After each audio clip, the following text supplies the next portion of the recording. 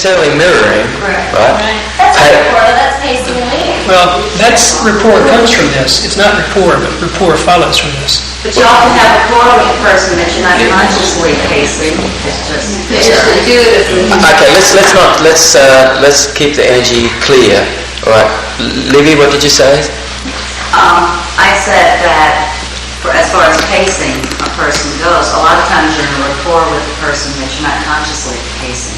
It's just okay, so the point that Libby is making is that when rapport is happening, it's the piece that Jenny that we'd add to Jenny's definition, all right, is that it's pacing the analogical and digital cues, the unconscious cues at an unconscious level.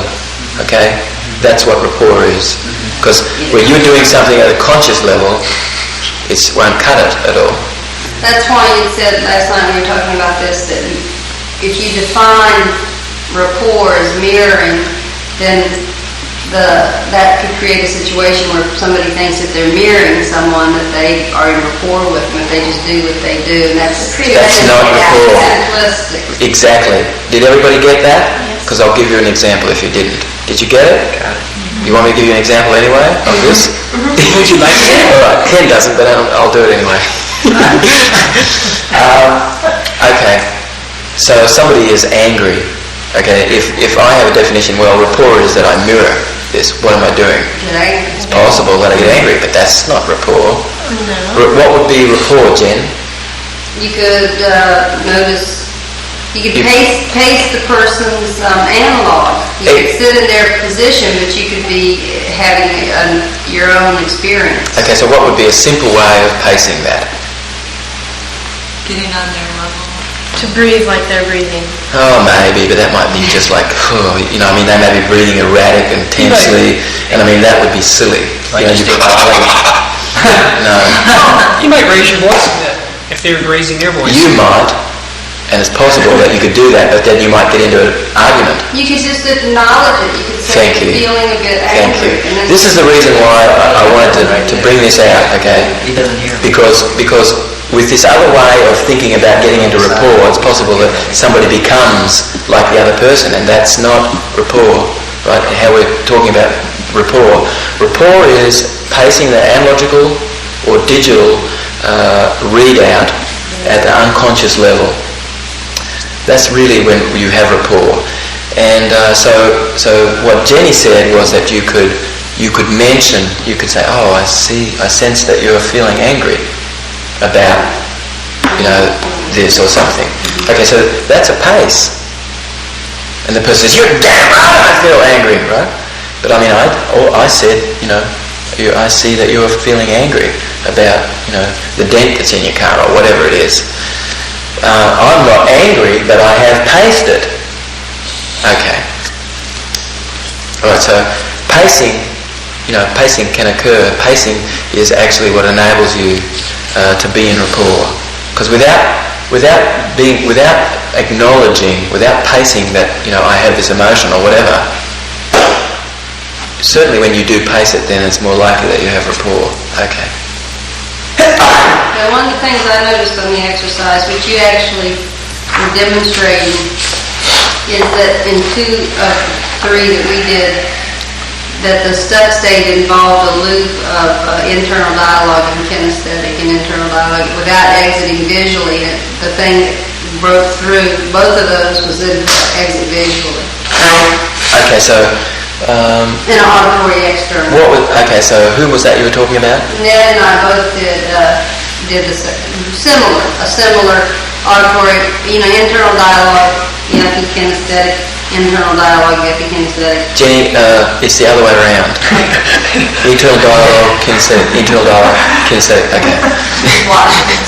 Even though it's involving feelings, right? Every sense is represented in every other sense. Do you know that? What was I saying? Do you know that every sense is represented in every other sense? Yes, every sense is represented in every other sense. Okay, so Terry, you do know. I'm going to ask you a question and you'll easily be able to tell me the answer.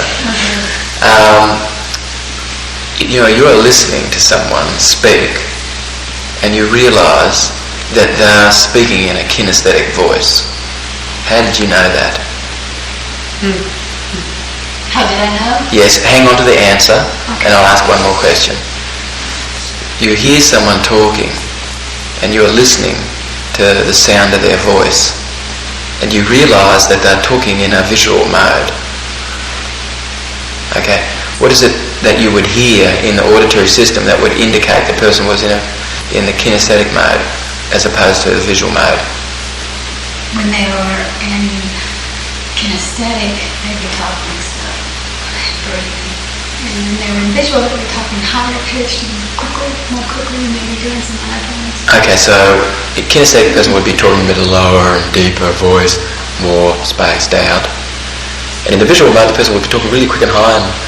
Okay, so that would be more of a visual mode. And I'm really exaggerating this too. Okay, so I'm going to ask somebody another question, all right, about how each sense is represented in every other sense. All right, now, in the feeling sense, all right, how would you know that, in a doing sense, that somebody was doing something, all right? How would you know they were in a visual mode? They might be doing something like that. Okay, so the pace that the person was doing something would lead you to believe, like at a fast rate, a rapid pace, the person's more in a visual mode.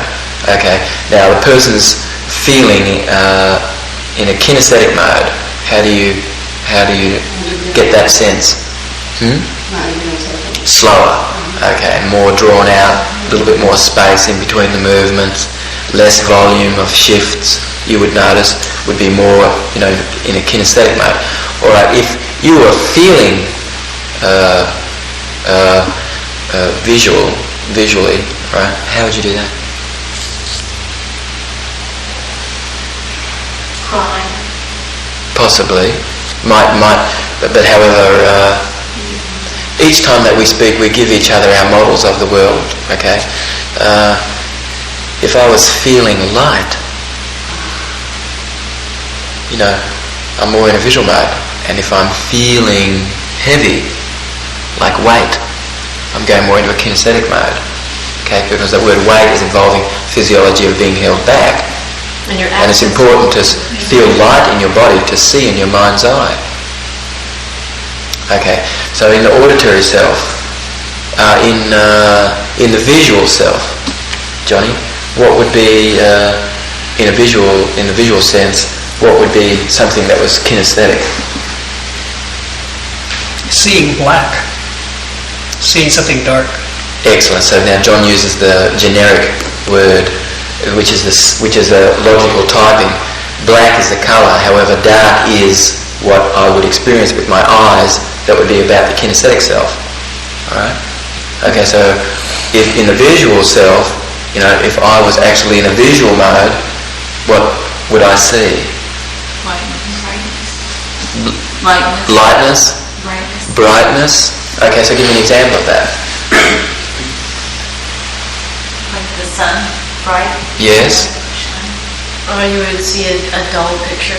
Yeah, so or open space. Okay. The sky. Alright, okay, so the colour yellow, the colour green to some degree, the colour pink,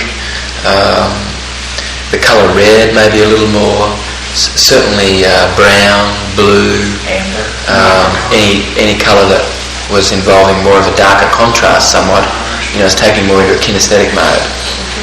Okay. Mostly that you will notice that if you're wanting someone to really feel colour, it'll be amazing, right? The person's kind of having their head dipped a little and they're inside, and you ask them to put some colour into it. Often you'll see the person go and lift their head up, and literally brightness happens as a result of lifting the head up more, and darkness occurs more when the head is moved down somewhat. You can have either in any way, right? The main thing is that this is acting more like an accessing cue, mostly, that when you are getting more involved in the kinesthetic feeling and darkness somewhat, the head is going down, you're getting more into light, a sense of feeling light, and brightness, and the head is actually coming up like this. Okay. Alright, so every sense is represented in every other sense, because everything is connected to everything else. And the way that if I was tapping like this,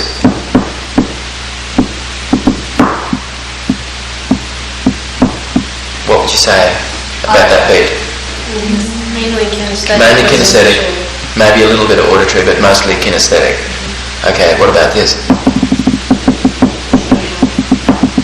Okay, visual. And what about this?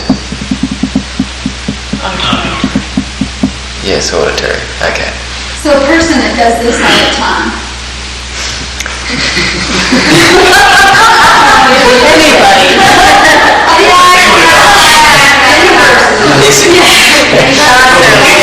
In other words, somebody terrorist made motion, somebody's crossed their leg over and crossed their right leg over their left, back and knee, and they're shaking it. Activating feeling, but actually they're activating vision, right? Yes, okay, so that you know the pace that the person's going at. First of all, you know that they're feeling a little shaky, and that the pace that they're going at is involving like kind of a visual sense because of the pace. The pace is quite rapid, so it is involving a degree of visual. Because if the pace was more like that, person would be actually involving more, feeling. And something in between is more auditory. Like a person, like myself, I rock. I rock to sleep. I rock myself to sleep. Yes. Okay, so all of us have this ability, right? And what this does is it soothes and creates a calming and creates a pattern which becomes generalized, which creates a coherence. So Annie talked yesterday about picking what's your daughter's name? Liana. Picking Liana up. She picked Liana up and then she started to rock with Liana. That's very, very, very strong vestibular cue where the both of you are coming in harmony with each other. So that this is the best way to be in rapport with someone. I mean, it's a strong way, to get in rapport with someone is actually to go through the movements that are similar. Okay. So that was vestibular priming, and the major thing that the movement was creating an integrated coherency.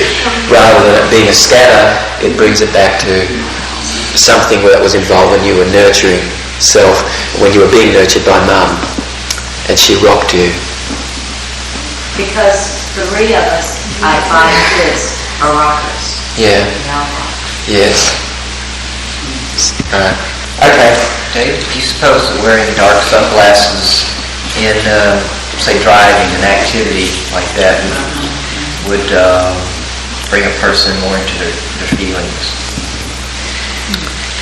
Possibly, yes. It would take out a little bit of the light. Possibly they would be accessing maybe a little more feeling. Yes, because there wouldn't be as much light. I used to wear real triple gray thick mirror sunglasses. And I loved them because I felt like I could really be myself with the sunglasses on. I don't know why. I could access more myself because I felt like people couldn't see into me, so then I could really be myself. Okay, so that's excellent. You just got the answer. So actually it was going out of visual a little bit, or bringing more feeling component into... Make me feel more myself. Yeah, okay. Well, any other questions? I have just kind of like a question I think about every now and again. When I eat, when I'm chewing and I'm eating, I often have a tune, that I'm chewing to. And, I'm noticing so much, especially like I'll be like, I've really got a tune there. And then I'll like, I don't have a tune, and I'm tune, and then here comes the tune again, Have a tune is there, you see. The song. Well, I know, Right. I think Doesn't register. Have a tune registers. I always feel like or something, but the tune is really strong. I just wondered about that. Like, is that, I don't know, I guess I'm thinking, is that value? Okay, yes it is, because Annie's sharing with us that information is something that she consumes, and that's true. The things that are said to us and the things that we hear about ourselves, and you see a baby that's picking everything up and it's wanting to consume it. And we do consume when somebody says something good to us, that really is something that we're consuming, and it's really giving us energy, actually, like food. Okay. Anything else? I learned from this exercise how nice and flexible visual anchors are.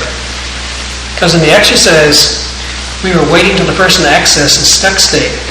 At the very moment we saw them access it, we were putting in the anchor. And if we were doing that with someone in a normal situation, we couldn't run across the room prior to the anchor, but we could do something they could see immediately like this. Or you can wire it to so that you're just doing this whilst you're with the person, and you want them to have their own accessing, to come from their own accessing cue.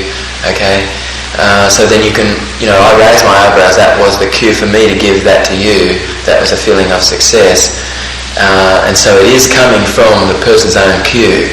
The main thing is that you're just fitting that as an operator. You're just fitting the success strategy in to be there, to come from the person's own accessing cue, to come from their internal dialogue or whatever it was. That was, the stuck state was accessed from the accessing cue. How you got to be stuck. Did everybody catch that? Yes, that's very good. Okay. Here again. Okay. Is the stimulus itself, the anchor, is usually as strong if the person, fires off their own stimulus? You can teach people to anchor things for themselves, and we are doing that. Out of consciousness, we are doing things like this ourselves. Like for instance, there's somebody who starts to put a smile on their face, or they're imagining an inner smile, it's more likely that it starts to access this physiology. So when somebody brings their hands together like this, or when somebody would nod like this, this is all actually acting as an accessing cue and as an anchor for a state. Okay. Anything else? Alright, we're going to be doing some more things involving anchoring in that, and we wanted to finish. Diana can't come until 2. Okay. So if we want to go on a while, that's great. Alright. Would you like to take now a small 5-minute break, and then we'll come back, because the next piece that we're going to start to get into now is hypnosis and hypnotic technique. Alright, let's. One thing that we may do, maybe tomorrow, is, and I'll just share this with you so that if we don't get to it tomorrow, you'll have heard this, and so it's something maybe you might consider doing, which I think is excellent to do, and that's to elicit a robust resource state, really a robust resource state, right, and get an anchor for that, and then take the person into the future someday, and then find an anchor that will elicit this resource state in the future on that day. So when you arrive at that day and then you see something, all of a sudden it reminds you of the robust resource state. And so you can plan to fit in some robust resource states, in the future, so that when you arrive there on that day, you're feeling this robust resource state actually.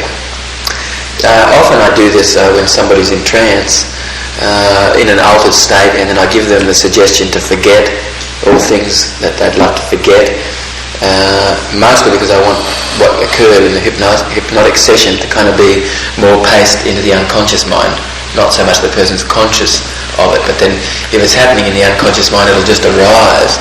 All of a sudden the person, it's funny because I work with a fellow who had rheumatism, and anyway, so part of the issue that he had was he really would get angry quick, and so I did a crossing of a threshold where I blew him out the top end of being angry. It's like when you get angry and you get angry and you get angry, and also just like getting angry just doesn't work, right? So you've blown yourself out the top end at that point.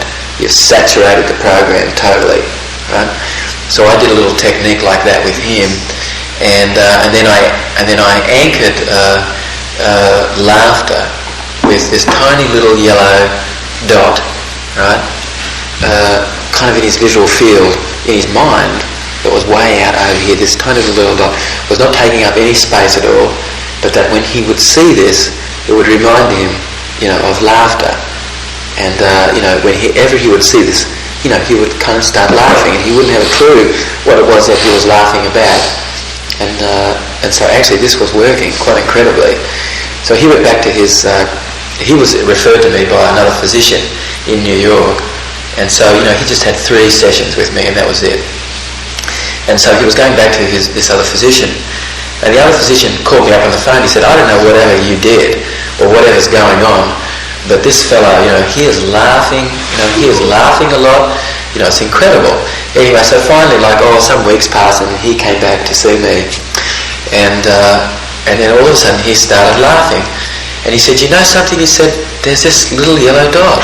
And whenever I see this little yellow dot, I just laugh. He says, it's quite funny, anyway, so more or less this was really working. Whenever it was that he would get into this space, where laughter would really be an excellent way of him moving through something, this little yellow dot would appear, and it would be paired to laughter.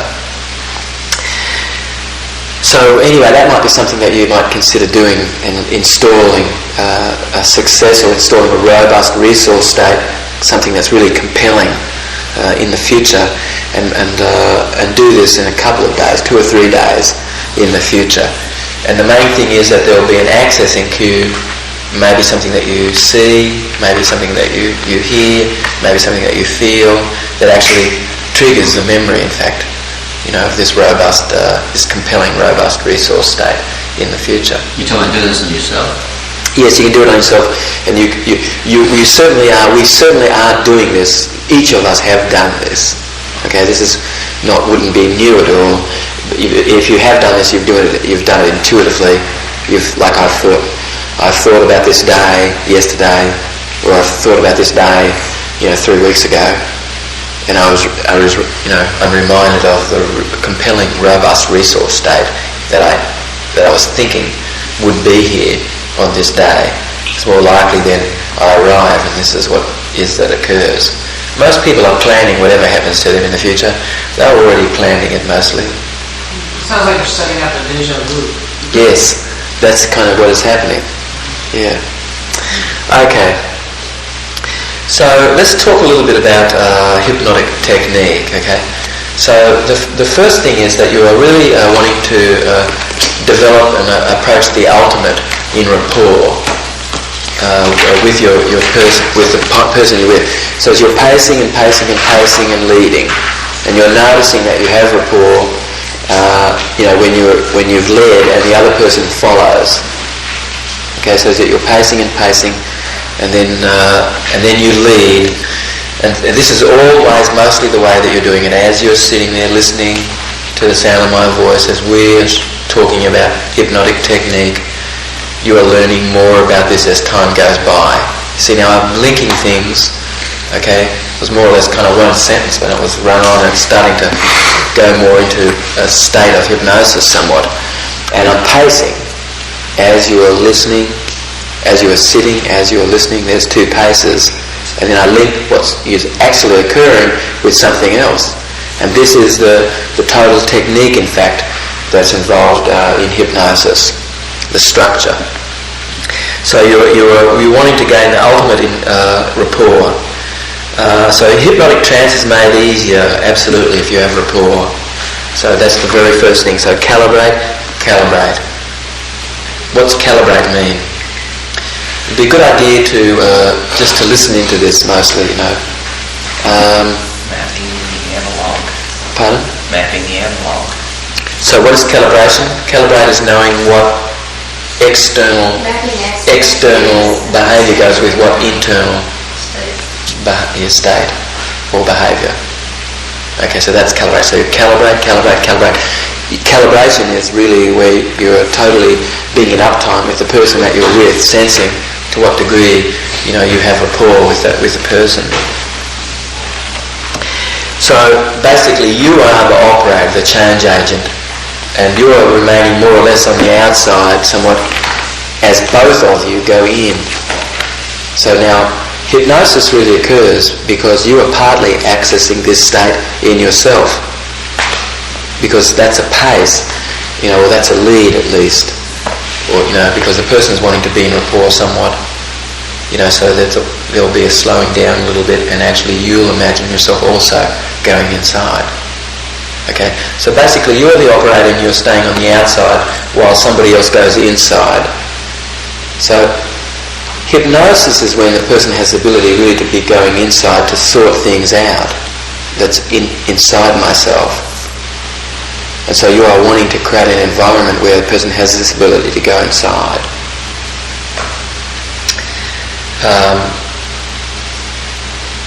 Okay, so you are really, your subject is really accepting you being in this role with confidence, and that you have built rapport up to this level where the person is feeling confident about the process.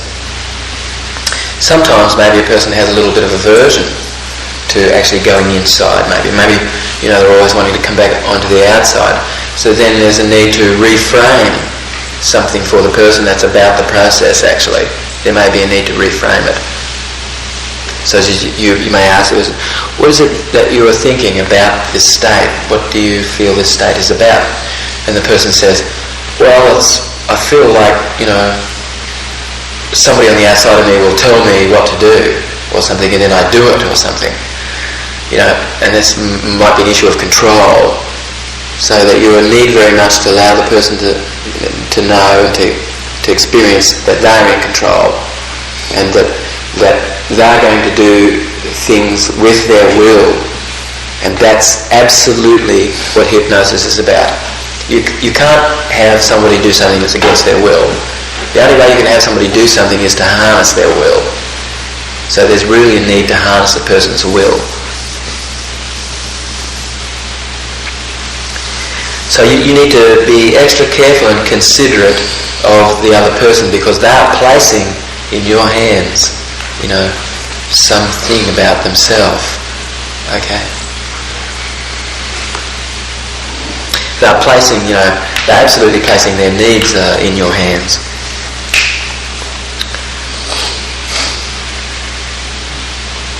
So the basic pattern is to establish rapport and establish credibility through observation, through your observation. So calibrate, pace and lead.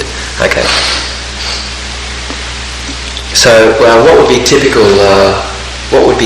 things that you would be observing, behaviours that you would be observing?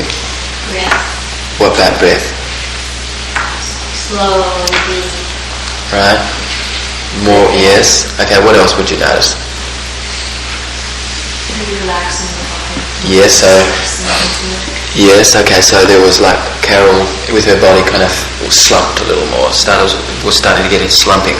And actually yesterday when I did this with Deanne, I told her that she would start to get heavy and she would feel herself slumping. And she was such an excellent subject that she got halfway through and she really was feeling like heavy, her arm was feeling heavy. And she literally did just slump. At that point I realised that I told her that she would feel really heavy during this, actually. And that was what had occurred. So we really need to calibrate, okay? There'd be a little bit of slacking of the jaw muscles, like this. Eyelids becoming a little more droopy, pulse starting to slow down, fraction.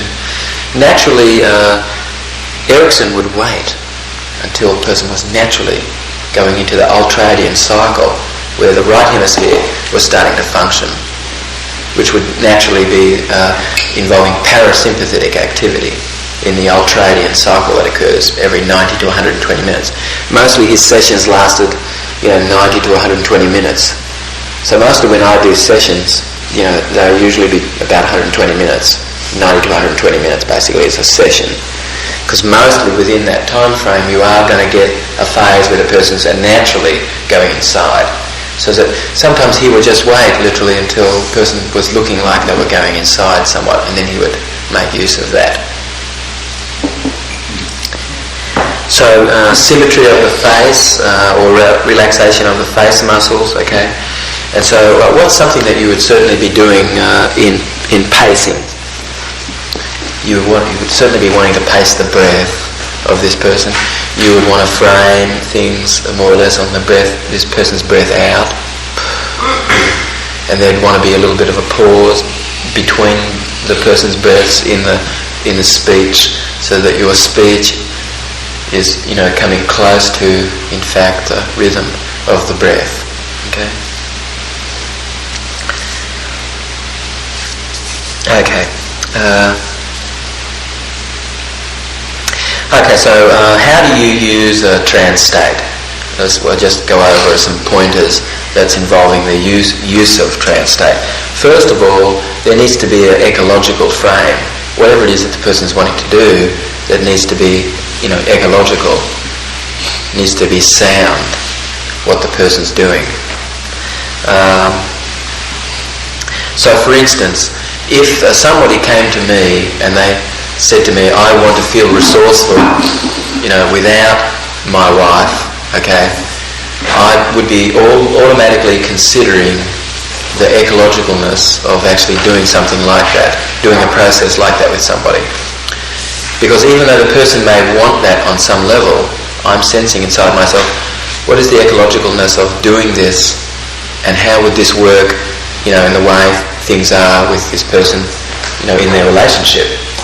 Because if I anchor for this person a state where they're feeling resourceful without their wife, and because that's something that they want at the time, but I've not followed this through totally in my mind. How will this affect this person in their life with their wife? So automatically I would be considering the ecologicalness of it. Somebody who can help, really, this person has learnt to see. For the most part, if you really are able to help someone, you absolutely have the ability to see. You've learnt to see. Because otherwise, mostly you are helping people by what you're modelling. So then you really would want to have an outcome or some kind of objective identification. Go through a phase of that. I'm going to expand upon these in a moment. When you talk about what you just talked about, it raises an issue of ethics. And this is something that psychologists really have to walk a tight line, at least in Minnesota. And that is that they can justify benefiting their client separate from maybe the family. Okay, can't and separate, what is it the person can do as a physician? Well, that's the fine line. And Yeah. the confusion, like I have a client who is being brought up on charges because her client, a foster child, lives with the foster mother who is also a client. And she feels that she is working in the best interest of the foster child. According to the mother, it's not in her best interest. However, according to my client and a few other people, it is in the best interest of the foster child. Yet, charges are going to be brought because this woman's pissed off at what this person's done. They're saying it's unethical by giving this child a sense of independence. All right, giving them exercises that create independence. And what you just said brought to mind, what if someone comes to you and says, I want to feel resourceful on my own, rather than saying apart from my wife or separate from my husband or my boss. If you look at it ecologically, are you looking at it ethically as well? Can the person come back later and say, this isn't what happened.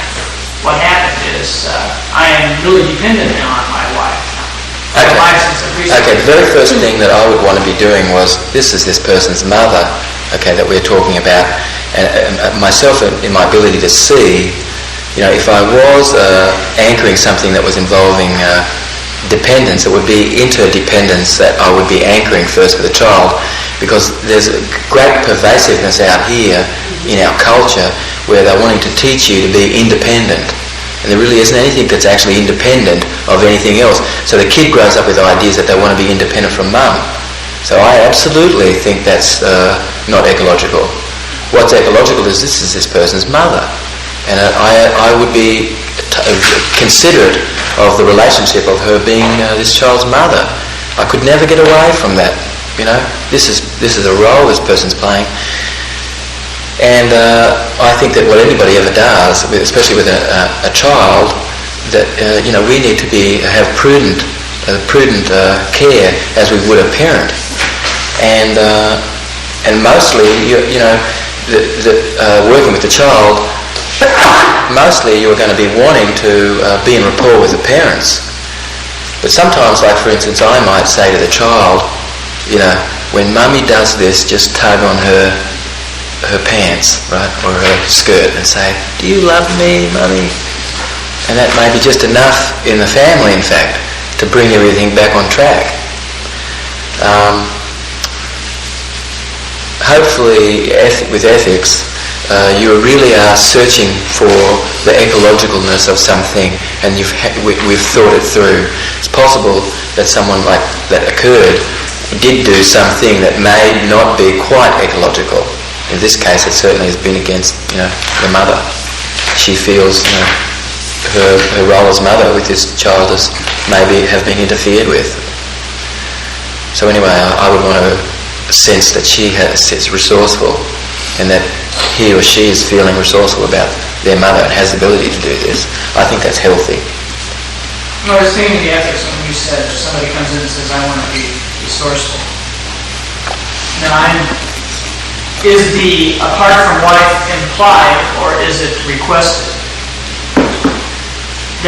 That's where the issue of ethics or whatever. If somebody comes in and says, "I want to be more resourceful," I would think that would be, you'd be taking in the ecology of everything, family, work, school, whatever else is there. And if somebody came in and said, "Hey, I want to be resourceful aside from my wife," then is the ecology, ecologically, would you just be saying, I'm not clear with what you really want? Okay, so I would say to the person, "Is it possible sometimes that you're away from your wife?" And the person says, "Yes." And I say, "How are you feeling when you're away from your wife?" And the person says, "I really miss her, and I really enjoy it when she's with me." And so then, so there may be a legitimate reason to feel resourceful, when a person's away. Actually, that might be different to creating a situation where somebody has success anchored, whilst the wife has moved out of the picture. Going through a pattern like that actually then creates that pattern in the person's brain. Or is likely to create that. It doesn't have to. Is that to be ecological, we have to make sure that we see the really big picture. Otherwise, this person might be teaching this child independence because they have some model that that's what is good, instead of seeing the interdependence of all things. So I think that's the key, is that we have to make sure we see the big picture. Yes. So somebody who can help really has learned to see. That's the thing. Okay. I'm going to go back and talk about this. We first talked about ecological frame. Second piece is to do with the outcome or some objective identification. Okay. So you're really wanting an outcome. What are you actually going for? So maybe the person's wanting to be able to have a state anchored that's involving their ability to relax, and then for them to be able to anchor their own trance state, or their ability to be able to relax, actually. Okay. And then you are wanting to gather what the resources are. Okay. Then you're wanting to apply the resources to the objective. Then you're again wanting to do an ecological check to see whether there's congruency in how things are fitting. So, for instance, somebody comes to me for smoking cessation, and at this point I've applied all the resources, and now they've got, and I've reframed what the positive intent behind smoking is, which is their ability to relax and their ability to be social, and I've reframed all of this, and then I ask them. I go through various situations that the person has been in. Like now when you're with your husband or when you're with your wife, how do you see yourself? Because if I didn't do that, more than likely this person smokes, when they're with their husband or when they're with their wife, and that smoking has been anchored to the person's ability to be relaxed. Let's see, as much as we can keep the energy here, let's not sap the energy That's I'm sensing that energy is being sapped at the moment.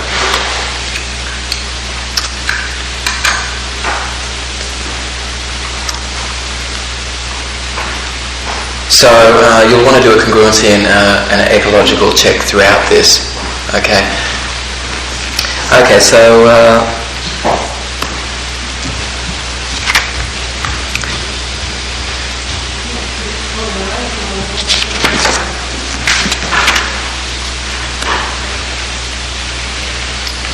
Okay, so breathing, all right.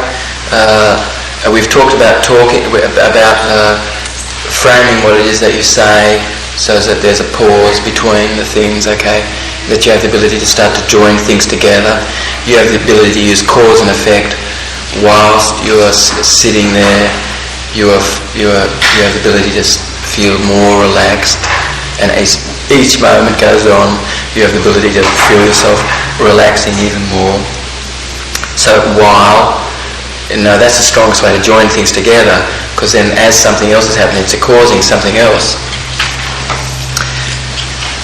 So you want to pace, and there's a need for a pause to be between the breath. Okay. Your voice tone, you want to adopt a relatively pleasant voice, a soft voice. The voice that you access has to be one that then becomes anchored to the trance state. Okay, so it's a different voice that you're talking in when it's your normal voice, and the hypnotic voice is got some qualities that allow an anchor to be created as a result of the way the voice is used. Okay. And you start right out with that voice.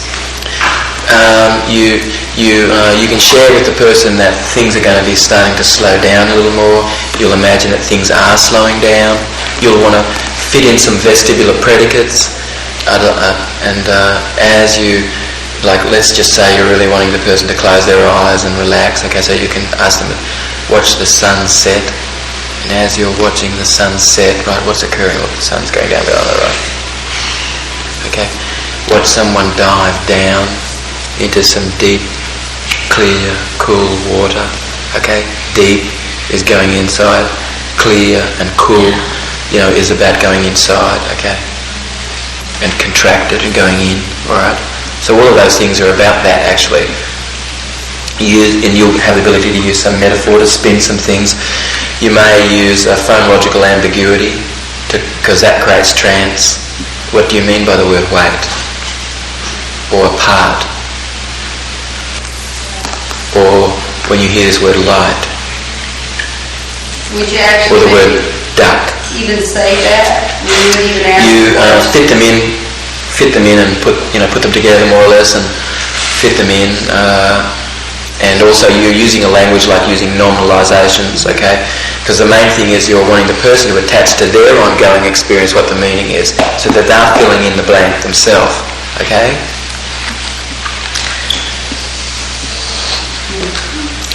You really want to speak you want to speak to the person. You don't want to be speaking past the person. You want to be speaking just to the person. You'll want to make sure that your analog, the both of you're really in an excellent analog, okay? And you want to adjust the analog so that it's just right. You want to have the ability to be able to incorporate things that anything that happens, during the trance.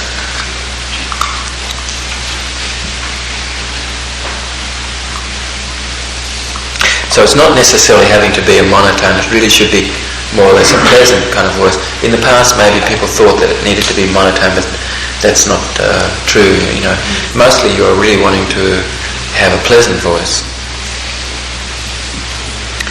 So if the phone rings, to incorporate that, or if there's a noise occurs, like a truck goes past, or any muscle movement, like if there's a person swallows. That's kind of a person digesting, assimilating something, and so you can incorporate that, and as you swallowing and your person's swallowing, you are coming into a place of having the ability today to assimilate some things that we're building here now, and that we're going to build this base firm, build a firm base, you know, and we're going to build a structure that will be there, you know, for you. Okay, so incorporate the things that are actually occurring. So